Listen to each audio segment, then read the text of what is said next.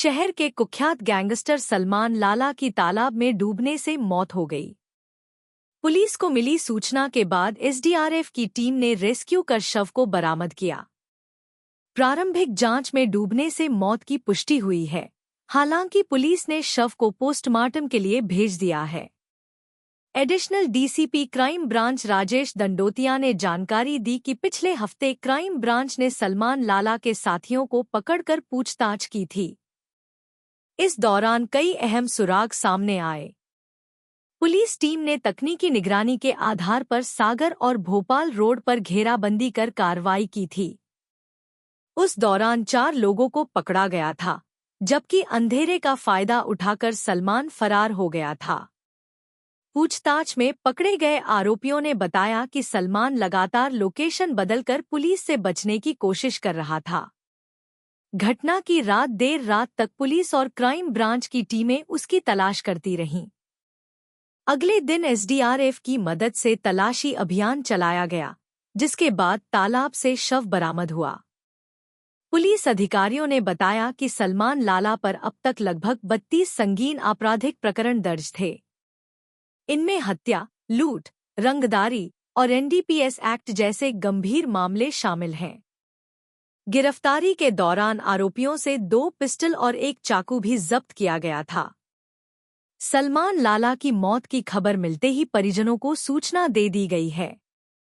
Police फिलहाल मामले की विस्तृत जांच कर रही है और साथ ही इस बात की पुष्टि की जा रही है कि डूबने के पीछे कोई अन्य कारण तो नहीं है।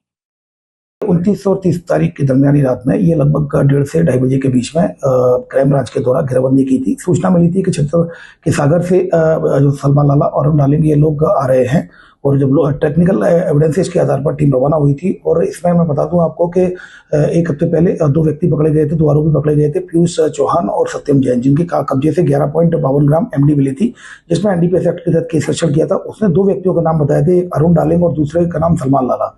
तो इस पर से लगातार क्राइम ब्रांच की टीम लगातार उसको ट्रैक कर रही थी, और तभी सूचना मिलने पर टीम रवाना हुई और सीहोर के बाईपास पर सीहोर बाईपास पर जो इंदौर और भोपाल हाईवे है वहाँ पर एक स्कॉर्पियो दिखी, जिसकी घेराबंदी की गई, जिसमें 5 व्यक्ति दिखाई दिए। उनको पकड़ने की कोशिश की गई तो सिर्फ 4 पकड़ में आए और 1 व्यक्ति भाग गया अंधेरे का लाभ उठा के।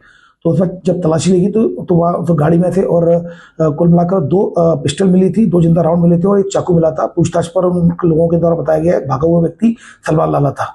उसके बाद रात भर इनके द्वारा सर्चिंग की गई और फिर सुबह जो टीम के द्वारा एसडीआरएफ, चूंकि पता चला आगे चल के वहाँ तालाब था तो उसकी पीली मिट्टी थी, नया तालाब खोदा हुआ था, तो इस पर से फिर एसडीआरएफ की टीम बुलाई, कोशिश सर्चिंग की गई, एसडीआरएफ स्कूबा ड्राइवर को बुलाया गया और उसके बाद फिर सर्चिंग की, वह नहीं मिली। फिर उसके बाद टीम वापस आ गई और ऑलरेडी चूंकि इस केस में ये वांटेड था अरुण डालिंग और साथ में इनके आर्म्स एक्ट के धारा बढ़ाई जाकर इन 4 आरोपियों को अरेस्ट कर लिया गया, पीआर पर लिया गया। अभी भी सीहोर पुलिस के द्वारा सूचना मिली है कि एक डेड बॉडी मिली है, संभवतः जो तैरकर जो चूंकि ऊपर आ गई है। चूंकि 2 दिन से लगातार सर्चिंग चल रही थी तो संभवतः बल्कि होने के बाद बॉडी ऊपर आ गई, तो उससे फिर जिससे किसी सलमान लाला हो सकता है वो उसके डूबने से मौत हुई है, ऐसा उनकी तरफ फोन आया है। फिलहाल अभी इसको एक टीम रवाना की गई है, इनके परिजनों को सूचना दे दी गई है और इसमें वेरिफिकेशन किया जा रहा है और इसमें और जो आरोपी पीआर पर है उनसे पूछताछ की जा रही है। सलमान के कितने अपराध थे? ये सलमान लाला के जो अभी तक जो 2024 तक 32 से अधिक अपराध उसके पंजीबद्ध है, जिसमें कि जान से मारने के और अन्य मारपीट की धाराओं में और डकैती की योजनाओं में अन्य प्रकार के 32 अपराध से अधिक अपराध पंजीबद्ध है। लोगों में काफी दहशत भी सलमान की बताई जाती थी। देखिए, निश्चित रूप से जो रिकॉर्ड देख रहे हैं आप, कहीं 32 से अधिक अपराध है शहर की विभिन्न थानाओं में, तो निश्चित रूप से पुलिस के द्वारा समय समय पर कार्रवाई की गई है। इसमें एनडीपीएस एक्ट की भी कार्रवाई, इसके द्वारा एनडीपीएस एक्ट ड्रग पेडलर के रूप में भी इसका नाम सामने आया था, जैसा कि मैंने बताया।